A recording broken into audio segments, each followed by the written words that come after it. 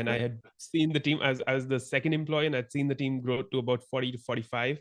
But when the pandemic hit, that opened up a new frontier, right? Where I thought, like, what more is possible with life? Because Right. what if COVID takes my life away? And it was a very challenging time for Mhm. many, but also a time of change, as Wayne, you and I are speaking about, change for many. And so that's when I paused my corporate life with that institute, and I dived into building this company called Ignited Neurons. So that's the Mm. journey till now. And I'm going to give it like a little pause so that if you have any follow-up questions, we can dive into that before we move forward. Yeah.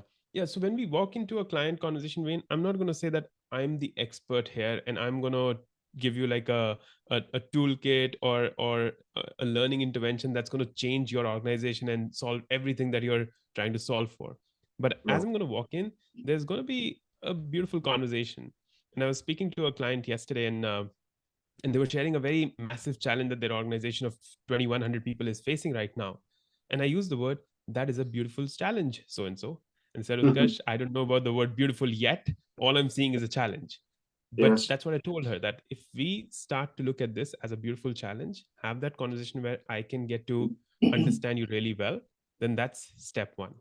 So based on that, it sounds like we have the ability or the capacity to develop our things like our curiosity, or for us to shift towards becoming, I'll use the term lifelong learners, whether Yeah. it's, yeah. So we have this capacity to make this transition.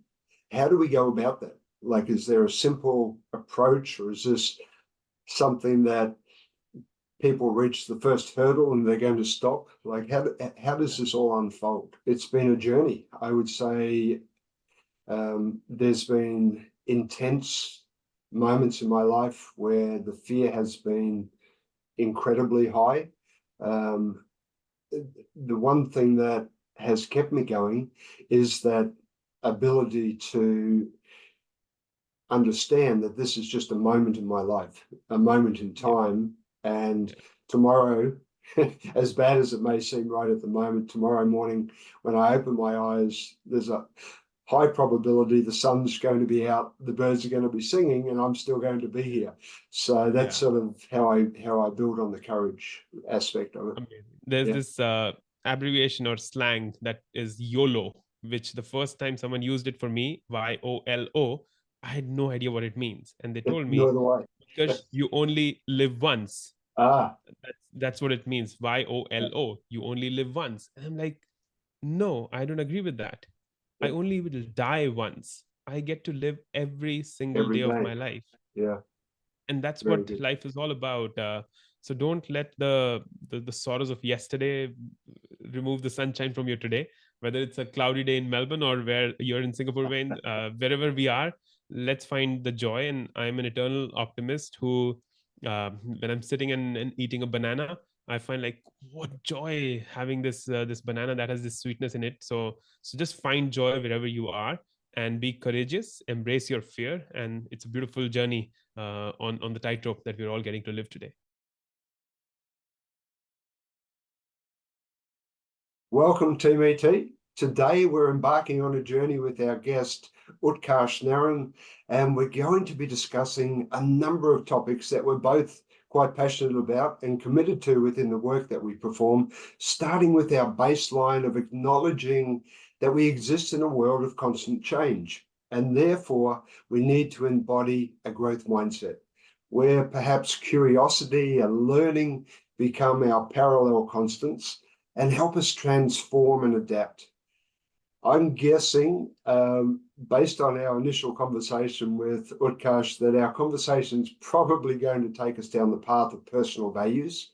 And I'm hoping that we're going to get to Utkarsh's TED Talk, which is titled, Can Fear Push Us to Be Courageous? And Utkarsh, you use a really interesting word. I believe it comes from somewhere, and I'm sure we'll talk about it, but it's funambulist. Funambulist.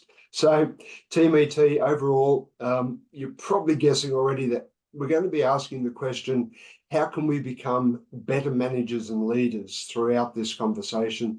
So, Utkarsh, I'm excited to dive into the conversation. Welcome to the ET Project. Absolutely. Thanks so much, Wayne. I'm looking forward to this conversation. And you've Yeah. given a very beautiful brief to our conversation because it touches upon the word funambulist, it touches upon fear, and it touches upon how you become a better manager and leader. So I'm sure about that people who listen it to the end will have some beautiful insights. I would highly recommend that if they sit down with something where they can scribble certain points, because to me podcasts, until unless you listen to them and apply something out of them, they are just knowledge that's out there in the world. You need to practice it to make it happen for yourself. So that's my only guidance, and looking forward to the conversation, Wayne. No, excellent advice. Thank you for that. But first things first, you're living in my home country, Australia, and you're based in Melbourne. So I have to ask, how's the weather been? I can imagine it's starting to get a little bit chilly. It is about it was 7 degrees in the morning in Oh, Celsius for those who understand that. But yeah, it's a cold day today, Wayne. And since we've been here only 13 or 14 months now, when we came here, people used to tell us that you could have 4 seasons in a single day in Melbourne. And I used to tell them, like, you've got to be kidding me. How is that possible that you could have like a summer day and a winter day on the same day? But that's what Melbourne gives you, and it yeah. almost like keeps you on your toes, and you would have experienced it. I'm sure about that. Together with the wind and the rain, the sun and the heat and the cold weather. Absolutely. Yeah, People are probably already able to tell that your accent, and you mentioned you've only been there, less than a couple of years. So I wonder if you'd mind filling in a little bit of the blanks and yeah. where you hail from, some of the adventures that you've been on that have helped shape your story. Perfect. This will be a little bit of a monologue, but I'll try and keep this interesting so that our listeners can stay on the edges of their seats. So it's been 4 decades on this beautiful planet, almost there. And Mm-hmm. the first significant part was back home in Delhi, India, born and brought up there to parents who were doctors, and my mom a PhD and a professor. And so since the very beginning, they always told me that you got to study hard, you got to become a doctor, because that's what happens in India. And at least 30 odd years ago, if you're born to parents who are doctors, you got to be doctor. If you're born to parents who are engineers or lawyers, the same path gets opened up for you. And these ideas of being a leader, being a YouTuber, being a photographer, an artist, a musician were far fetched at that time. And Right. so I went on that path. I ended up doing my master's in orthopedic physiotherapy, and I was a doctor a couple of decades ago. I spent about 7 years building my private practice in my hometown, Delhi, India. It was a adventurous journey. I had 3 clinics. They were all doing really well. But this question, Wayne, always kind of bothered me, that what's going to be my larger impact on the planet? And Mm-hmm. it started to seem like I'm this little frog in a well, for whom the Yes. well itself is like the biggest water body, the expansive water body that's going to see. And that did not sit well with me. And so I kept asking this question: where do I push myself? Where do I push myself? And Right. asking that question led me to meeting a professor at Columbia Business School in New York. And they were doing something amazing, which was they were trying to film lectures, video lectures at that time. And this was back in 2012, Wayne, when Mm-hmm. Coursera and Udemy were just kind of born. And so they were filming lectures in the classroom, and they were putting that into a platform and sending it across to executives and corporates in the world, and telling them, how do you become a better leader? And I Right. thought, like, this is fascinating. This would help me achieve my dream of touching lives across the world. And so I met the founder, and they hired me for some reason, which I am attributing to my confidence in that moment when I met them. And then 2013 to 20, I spent 8 years. I was living in India, but continuously traveling between the US and India, and got an opportunity to work with Fortune 500 companies, built the leadership content for that institute over the first 4 years, got into sales and operations. And then and part of me was like, I'll be 85 and I'll still be working with that institute because I love that organization a lot. And I had seen the team as I was the second employee, and I'd seen the team grow to about 40 to 45. Uh, but when the pandemic hit, that opened up a new frontier, right? Where I thought, like, what more is possible with life? Because Right. what if COVID takes my life away? And it was a very challenging time for Mm-hmm. many, but also a time of change, as Wayne, you and I are speaking about, change for many. And so that's when I paused my corporate life with that institute, and I dived into building this company called Ignited Neurons. So that's the Mm. journey till now. And I'm going to give it like a little pause so that if you have any follow-up questions, we can dive into that before we move forward. Well, I have a lot, but we'll try and limit them as well. So you mentioned sort of pausing, and I guess looking at your higher purpose, or looking at, what else is there that I'm going to leave behind as a legacy. Is that Yeah. essentially what you were thinking at the time? I would say in that time, Wayne, it was more about what will give me the highest amount of joy right now. Okay. Because for me, it's very hard to imagine that I can imagine a life at 45, at 55, at 75. Because Mm. I mean, I can only live in this moment, right? And Right. if folks can go and listen to the TEDx talk, there's an experiment that I do there, Wayne, which I'm going to do with Yes. you right now. Wayne, what's the time where you're at right now?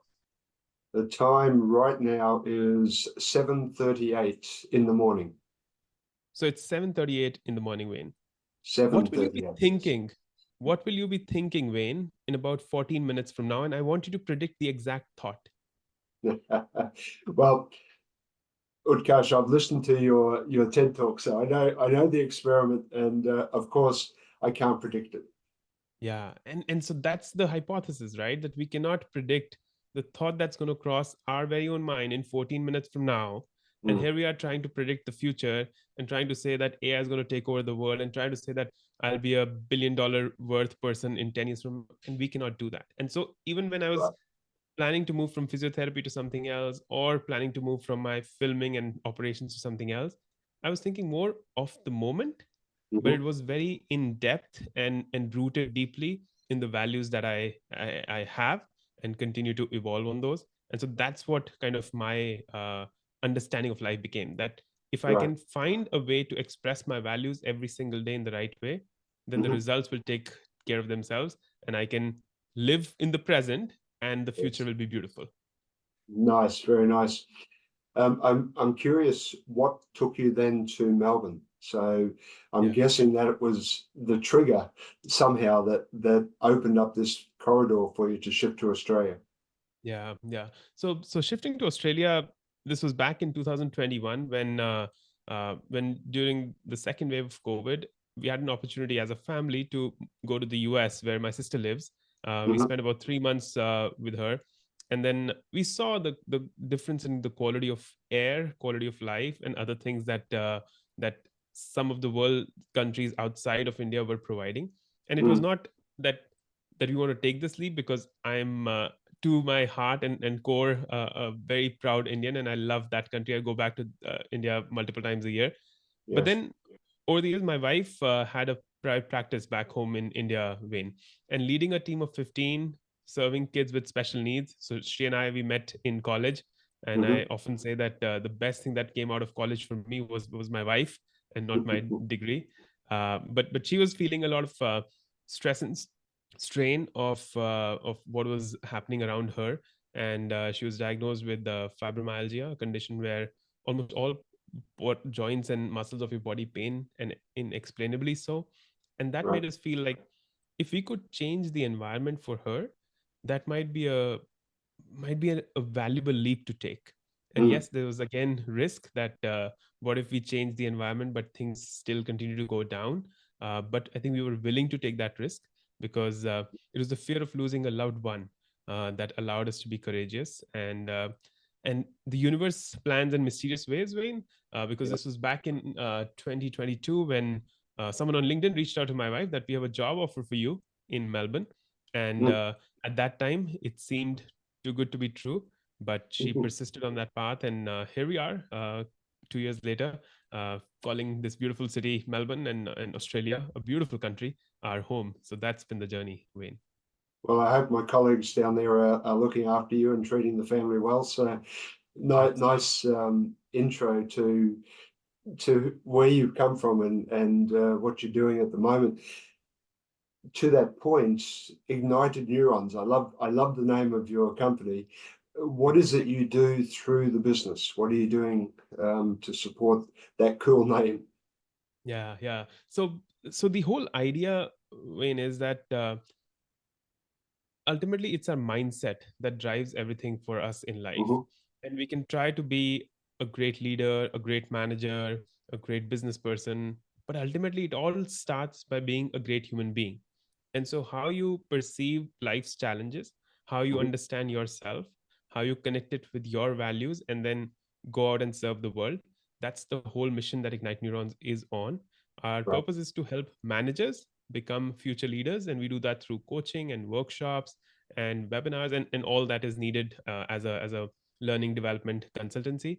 But Mm. there's also the other side, which I thoroughly enjoy, is producing content for social media. So if folks can find me on different platforms, they could either search the name of the company, and Yeah, I'm pretty sure you'll put all the links in the description.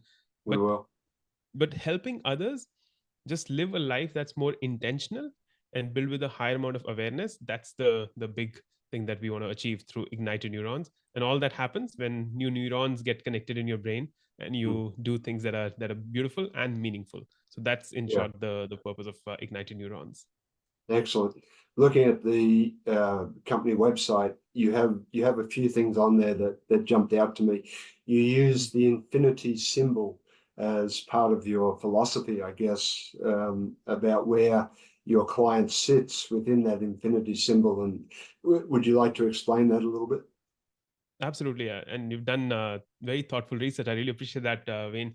So this idea came up during a flight that I was taking, going from Melbourne to Delhi, where I was trying to figure out, like, what is it that represents human life in a very beautiful way. And Mm. the symbol of infinity came to mind because it joins at the center, but then Right. it stretches to the left and the right. And how much it stretches is a choice that we all as human beings have. And so Mm. how we see this is that if we visualize, and I'm making it, if people are listening to this, I'm making a infinity sign right now. And at the center of that infinity sign, where the two paths intersect or collide, Hmm. that's where you're sitting as a human being, as a team, as an organization. And the sides, the left and the right, they're two expansive sides of you. So for example, Right. Utkarsh, as a family person in his personal life, but as a professional on his in his work, to his coaches, to his clients, I'm these two identities almost. But I Mm. got to be true to myself, which is at the center, to Yes. be doing justice to these two sides. And it is my choice, and completely my choice, how much I want to stretch each side. And so Mm. that's the whole philosophy behind this infinity sign. And I truly believe, and this is something that when I started coaching, and when I was training to become a coach, my mentor told me that there's this one principle that we follow, that whenever a coachee walks into a conversation, they have infinite potential. They know the way, they know their answers, and it's only our job as coaches and supporters to help them find those answers. And I Mm. think the human wisdom to me is infinite. And I Right. often say that the future does not the future will not be controlled by artificial intelligence, but by how human intelligence interacts with artificial intelligence and builds Mm. upon it. Yeah. We have a lot in common.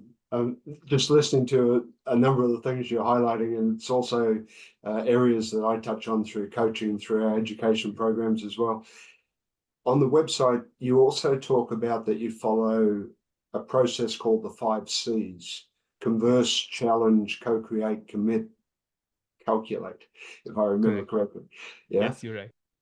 So how do you apply that? Yeah. Yeah. So when we walk into a client conversation, Wayne, I'm not going to say that I'm the expert here and I'm going to give you like a toolkit or a learning intervention that's going to change your organization and solve everything that you're trying to solve for. But as Right. I'm going to walk in, there's going to be a beautiful conversation. And I was speaking to a client yesterday, and they were sharing a very massive challenge that their organization of 2100 people is facing right now. And I used the word, that is a beautiful challenge, so and so. And said, Utkarsh, I don't know about the word beautiful yet, all I'm seeing is a challenge. But Yes. that's what I told her, that if we start to look at this as a beautiful challenge, have that conversation where I can get to understand you really well, then that's step one. Step two would be that where we start to challenge you that there could be a new way of looking at that problem. There could be a very human way of looking at that problem. And when one of my values, that maybe we'll speak about those as well, one of my values is love.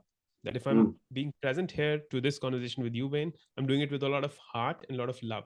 Similarly mhm. for my coaches, my wife, my kids, my parents, my clients, anyone and everyone. And this love is unconditional, because Right. you deserve the love without doing anything in return from me. And so Mhm. that love we take to our clients as well, and we do it with a lot of heart. But we also challenge them that the way you're thinking about this problem, maybe there's a new lens that we can look at. And that's when we start to then co-create with them as to this might look like a beautiful learning program that we can execute. And when we sign that deal or scope of work or whatever we might call it, Yes. then we commit that we are going to leave no stone unturned, and we're not going to count the number of hours that it takes, but we're going to count the impact that we're going to do for you. And then I think what is really important for us is to calculate the data. What you can measure is what you can change. And if you don't Mm, measure learning outcomes, if you don't measure behavior change, then it's going to be hard to prove the ROI and the impact of the program. It's like when you're losing weight, the first thing you're going to do is stand up on that scale and see how many yeah. kilos or how many pounds you weigh, and then you Yes. slowly start to reduce. So learning for me is a very similar thing. We build robust assessments to make sure that we calculate what we're trying to achieve here. So Mm, that's the 5C project, the 5C process, Wayne. I love it. Very good. Well, let's jump into our central theme, I guess, thinking about how we become better leaders. And you're already indicating something that I suspected we would do, and that's talk a lot about the brain. Um, just the title of your company, Ignited Neurons, would suggest that's where the focus is, and I love it. So let's look at that little 3 kilo mass of that sits up there on that black box as Yeah. such. And I'd like to start by asking, we all hear this term growth mindset, but I'm Mhm. wondering how many people are clear about what it really means. Yeah. Could you Yeah. put some definition or framework around the term, please? Absolutely. The first time I was introduced to this word and this work by Professor Carol Dweck, who kind of put this word and coined this theme out there in the world, growth Yeah. mindset. It was fascinating for me. And over the years, as I practiced it, Wayne, part of me feels like whoever I speak to, they should know about the growth mindset, which is Mm, an unconscious bias that I walk into conversations with. And so I've started to kind of pull back from that. Now, what in the easiest way, what growth mindset really means is that if you're someone who has a growth mindset, then you will see failure, you will see feedback, you will see criticism as an opportunity to get better. mm-hmm. You will not say that if tomorrow someone says, Utkarsh, that workshop that you did, it was not the right way. There was this wrong with this, and very specifically, they gave me feedback. If I start to get defensive of that feedback, that who are you to say that? I've done 100 workshops and I know my shit, and like that's what I'm thinking.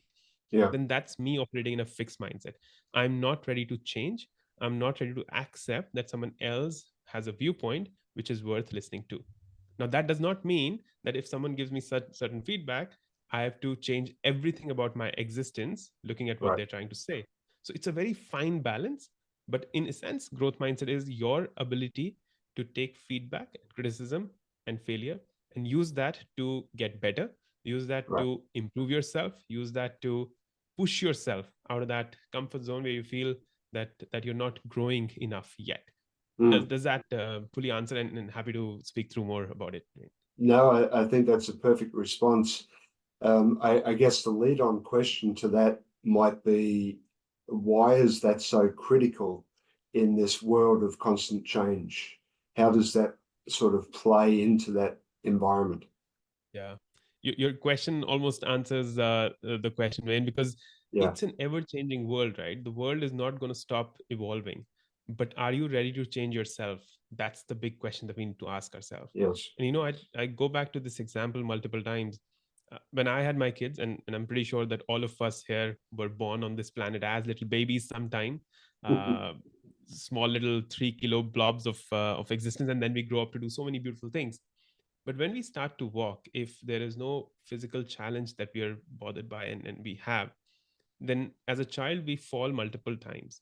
But never did a parent tell a child that stop trying to walk because you will not be Yeah. able to walk anymore. Stop trying to learn the bike because you cannot do it anymore.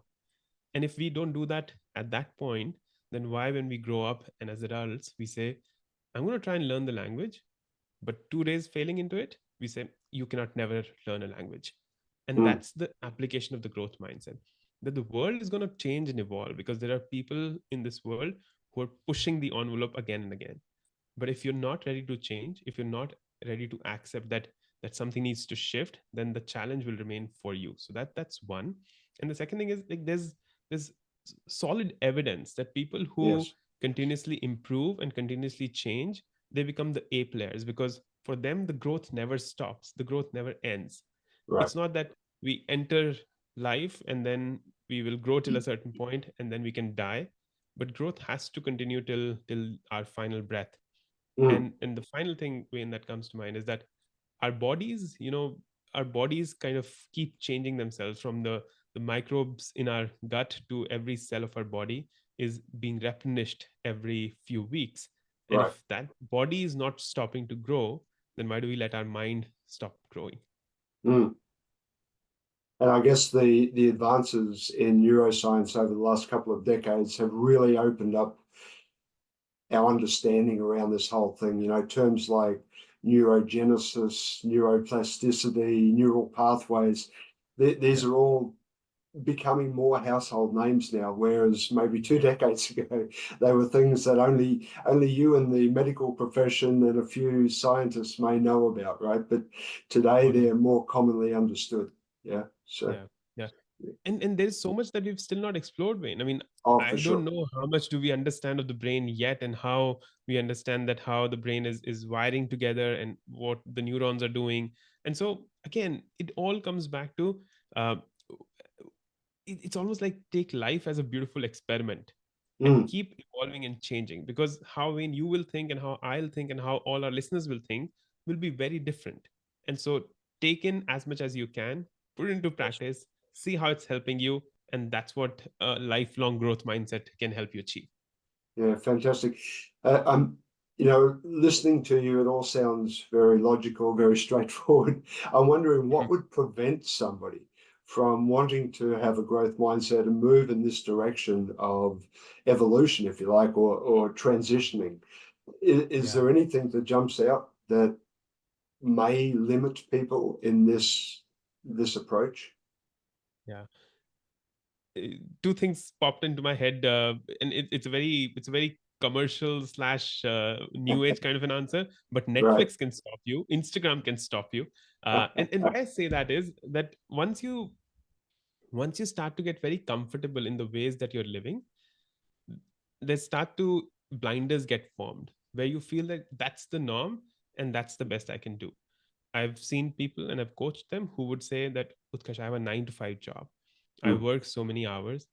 I want to start my business, but I don't have the time.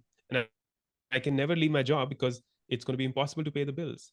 And I challenge them, 9 to 5 is what? 9 hours a day, mm, 8 hours a day. My maths did not serve me well in there. But 8 hours a day, 5 days a week is like 40 hours. And your week has 168. You end up sleeping for, say, 7 hours a day. You still have enough time. yeah. Ask yourself, what are you doing after 5 o'clock that cannot support you starting a new business? And new Mm, business does not mean that you have to hire a team of 100 people and go into investing and this and that. A new business could be a very small thing. Maybe you right. start to do some art, maybe you start to build some music, maybe you start a YouTube channel, and I leave it to the people what they want to decide. So what Mm, happens is that we become so comfortable in our ways that we yes. feel that this is the norm and we cannot move away from it. And that's where the whole resistance happens, and that's Mm, why people don't get to take those small steps into building a growth mindset. Now, right. the idea that can really work there, Wayne, is that you need to be aware that this is what's stopping me right now, and if I can change this small habit, then that would lead to growth, Mm. and that could be anything. So based on that, it sounds like we have the ability or the capacity to develop our things like our curiosity, or for us to shift towards becoming, I'll use the term lifelong learners, whether it's, yeah. So we have this capacity to make this transition. How do we go about that? Like, is there a simple approach, or is this something that people reach the first hurdle and they're going to stop? Like, how does this all unfold? Yeah, I can make it like as you asked that question, something just sparked, which I think can make this very simple. And I'm trying Mm, to scribble it on my diary here. We could divide it into like very simple 3 steps, Wayne. The first could be just asking yourself, why the hell should I do that? mm, And that answer, if you find out, and let's take a very thoughtful example. uh Say if there's a person who wants to get fit, and that's something that resonates with the 8 billion of us. We all want to be fit in life. mm, If health is an important thing, ask yourself, why do you want to be healthy? And the answer might come, okay, I'll take my example, Wayne. I'm 38 years old right now, and I weigh maybe 90 kilos, right? mm, I know that that weight is not fully healthy. And so my journey is that I want to get fitter so that I can play longer with my kids who are 13 and 10 right now. My journey is that I want to get better and get fit so that I can hopefully live longer and serve my clients and be with my family. And if that why is very strong, I recommend people should write down that why and keep yes, that in front of them all the time, because we all tend to forget things, and then something that's right in front of us makes it easier. For example, the beautiful phones that we have, they're right in front yes. of us. And so getting onto Instagram, scrolling through becomes very easy. And so one of my coaches, I was speaking to him yesterday, and I made him create a wallpaper on his iPhone that said that this is my why and this is why I want to improve my whatever it was that we were challenging with. Once you have that why, then you got to figure out who you are as a person. Mm, And the simplest way to do that, Wayne, is to find out what are the values that you live by. right. And if if I can take a few minutes, I'll help Please. people do like a very quick exercise. Awesome. Yes. I would recommend that they draw a circle and then cut that circle into 8 slices, like you would cut a pizza. Mm, So now you have these 8 opportunities right in front of you. What I want you to think about right now is, what are the values that you want to live your life by that'll make you feel, damn, that was a good life. And for me, the 5 values that I live with, so I did this exercise a few years ago, came up with my 8, simmered them, stayed with them, loved them for a yes. few weeks, months, and then 5 came about. And the 5 values for me were discipline, excellence, freedom, growth, and love. Mm, And now these 5 values go as a second post-it note. So you have your why, you have your 5 values. And the third and the final easiest step, I would not call it the easiest, but something that you build upon, is to yes. create a set of habits Mm, that these are the actions I'll take on a daily basis. This is how my values are going to serve those actions. And then this is my why. That's why I'll continue this process for a very long time. And that action could be for me, could be that I'll go to the gym 30 minutes every single day, come what may. Now I go there and run, I go there and do the elliptical, I cross train, I lift weights, whatever that might be, but I'll do that. I will eat healthier. I will do intermittent fasting and whatever works. I mean, these are all scientific things that you need to talk to people and right. understand. But Yeah. you build these actions, and then your values are going to support the actions, and your why is going to keep you on track to achieving these goals. So I think that way to me seems the easiest way to put Mm. the growth mindset into practice and become a lifelong learner. It's great advice. I'm just thinking as well about the alignment, the need for personal values to be aligned in some way with the role that you're playing in your professional life. Yeah, So I know when I look at your website, you also have some values that you show, 4 different values. Um, yeah, when I look at your personal values and I look at those, I can see yeah, that alignment. But I'm wondering, yeah. how do you, if you're looking at a job or a new company, Mhm. how do you go about trying to make Mm, that connection or that alignment at yeah, the early stage? Any ideas yeah. on that? Yeah, it's a wonderful challenge to play with, because again, work is a large part of our lives. We need to Yeah. be happy and satisfied through work. I think the important thing that, and if someone who's like a young person or someone who's trying to find a new job right now and trying to move from, say, one culture to the other, I think it's Mm, very important for us to, when we walk into interviews, to ask a lot of good questions, which mm, again comes back to the point that you shared, Wayne, which was curiosity, right? So instead of going into an interview thinking that they need to ask you questions which need to answer the right way to be part of that organization, you got to think of the reverse as well, where you right. got to ask those questions and qualify that organization as the right organization for you or not. Mm, Now it's a challenge because the job market keeps going up and down, keeps throwing challenges at us, and if you're someone who's probably laid off, or in a situation where you're seeking a job but you're not getting it, then you might say, Utkarsh, we don't even care about what the culture is because we just want to get in and get our paycheck, which absolutely is okay.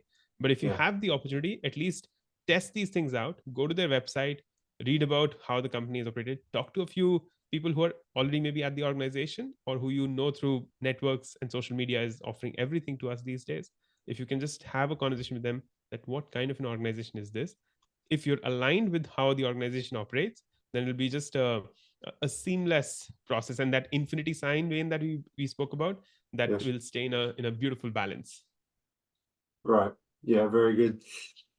I thought we would also just tie in your TED Talk topic, fear and courage, um, as well as choice, right? So I think your message at the end, your challenge at the end, is about looking at the choices that we have. How does fear versus courage, or fear and courage, play into this whole dynamic? Yeah, that's very fascinating topic. And when I was given the opportunity of this TEDx talk, then part of me just wanted to speak about courage and speak Mm, about my journey of changing careers, of taking this leap of us as a family moving to Melbourne, a completely new country at this yeah. age and stage of our lives.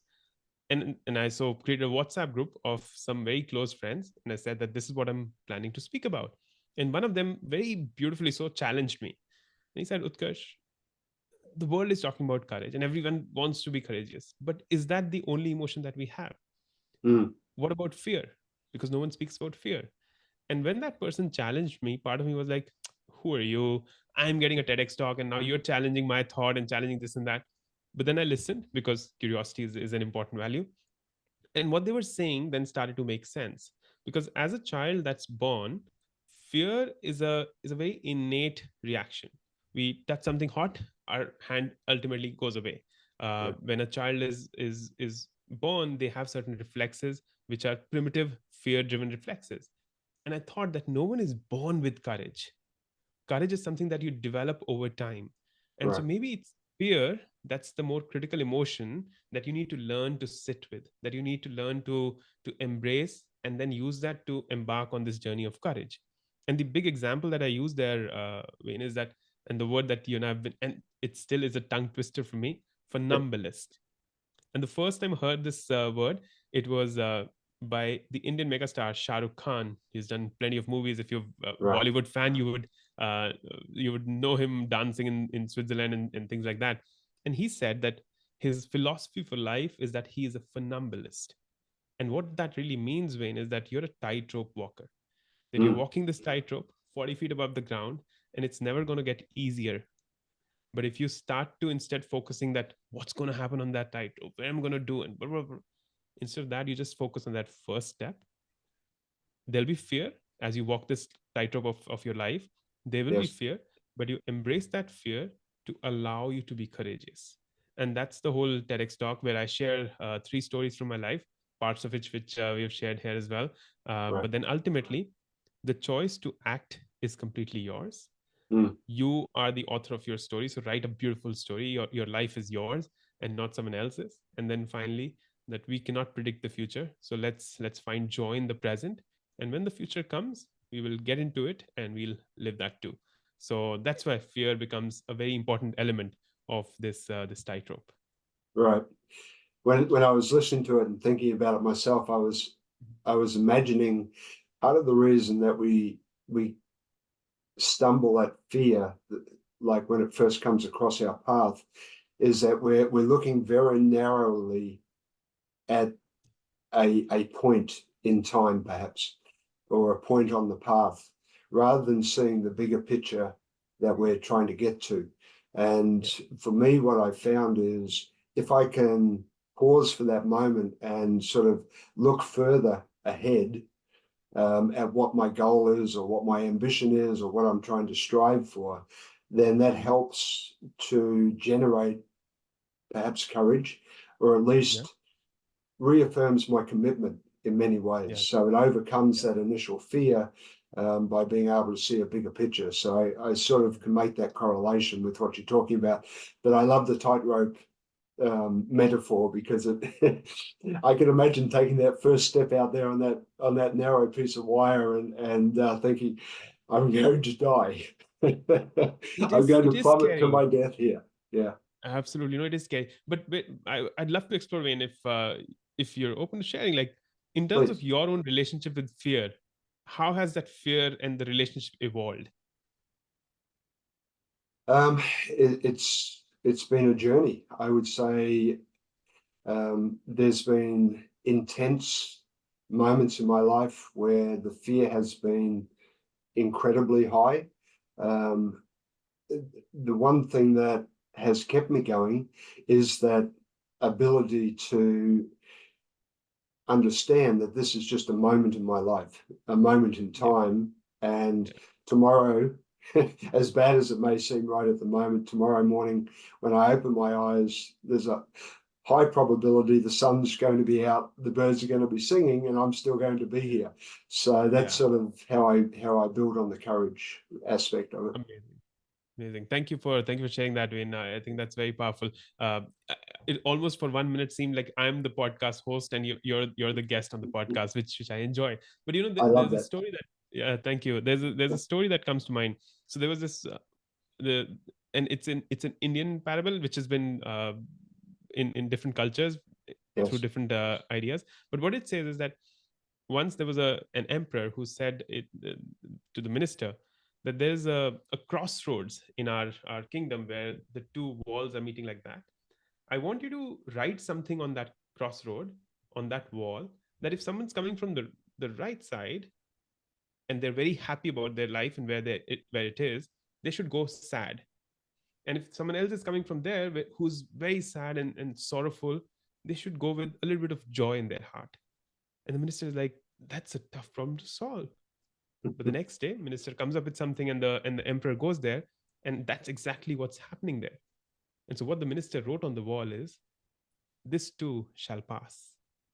So the joy that you have right now, this too shall pass, and the sorrow that you have right now, this too shall pass. So I love that theme, which Yeah. is coming through what you shared, Very Wayne. nice. Very nice. I noticed on your website, again, IgnitedNeurons, you also have a life journey. I think it's called Ignite Life Journey.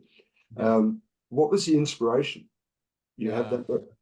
I have it right now, and it's Yeah. it's on that shelf as well. So the life journal, why it came about, I coach people, and then I feel like how do I help a billion people, because that's one of the missions Right. in life, that I want to touch a billion lives positively.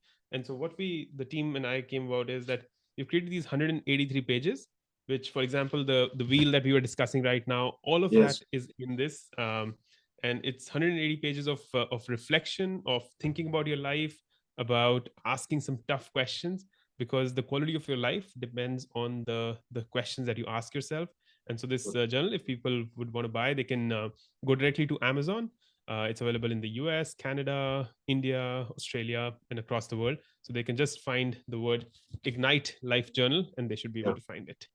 And it's extremely cheap. I have to say, I made the purchase last night myself, Oh, so thank I'm you. I looking forward to appreciate the that. delivery. So, very good. You also have another area where you have I guess, a survey or a questionnaire for high performance teams. I also completed that, by the way. Very simple to complete. What was the motivation in Yeah. developing that, or how did that come about? Absolutely. So again, it was something that we thought as a tool would help people to just Mm, evaluate where they are. It speaks about three critical features which are of a high performing team, um, about communication, about how you're innovating, and how about your team is building trust and gelling together. So yeah. simple questions that help people realize that are they really building a high performing team? And again, all of that comes back to the infinity sign about how you're working as an individual, as a team, as an organization. So we're trying Mm, to ultimately, you know, organizations come and ask me, Utkarsh, we want to create this sense of well-being with our people, and how do we do that? What programs can we run? And I keep telling them, it is not just the organization's responsibility to do that. It is your responsibility as an employee, as an individual, as a team, as a peer, as a direct report, as a man. The responsibility never goes away. So as you mm. walk that tightrope of building a beautiful organization, of building greatness in your own role and organizations, keep doing the best that you can. And that's the whole message, Wayne, that we're almost like summarizing at this point. Yeah, very nice. Is there anything that we haven't touched on today that you think's important for our listeners, predominantly leaders, that Uh, they should hear? yeah, absolutely. I don't know why this thought came, but this one final thought. There's Yeah, this abbreviation or slang that is YOLO, which the first time someone used it for me, YOLO, I had no idea what it means, and they told no me, other way. because you only live once. Ah, That's what it means. YOLO. You only live once. And I'm like, no, I don't agree with that. I yeah, only will die once. I get to live every single every day of day. my life, Yeah, and that's very what good. life is all about. So don't let the sorrows of yesterday remove the sunshine from your today.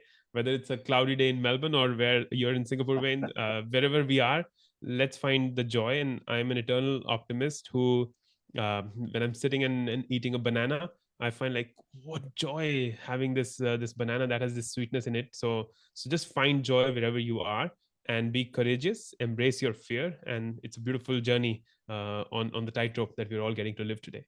Yeah, I would highly recommend for the listeners to look up your TED Talk.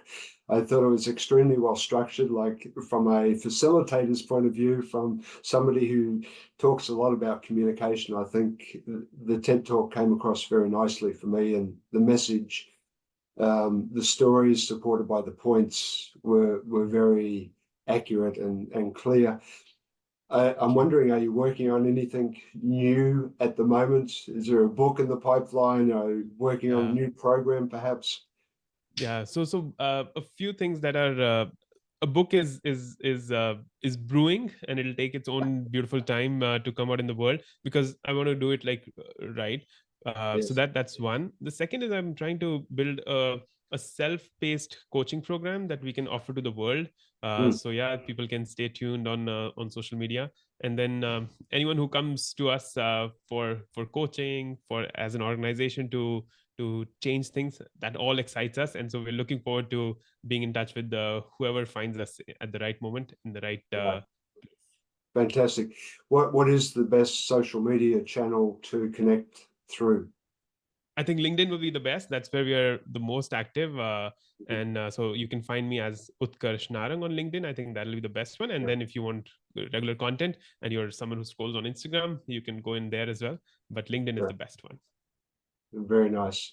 Well, Utkarsh, it's always interesting to connect with fellow coaches and people out there trying to make the world a better place, and certainly that's what you're all about. So it's been a real treat, a real pleasure, and I'm sure our listeners will have got a lot from the conversation. So thank you very much for that. No, thank you, Wayne. It was a joy. I'm glad we could do this, and always enjoy our conversations. And hopefully, someday in the future, there'll be an in-person conversation that'll happen. And looking forward to that too when you're back here in Melbourne. Planning my trip at the moment, so you never know. I might turn up on Absolutely. your doorstep. Perfect. Let me know. Great. All right. Thanks so much, Wayne. Thank you. So what are you waiting for? Hit the subscribe button below and click on the bell icon so I can pop up in your feed occasionally with a great tip for your ultimate growth.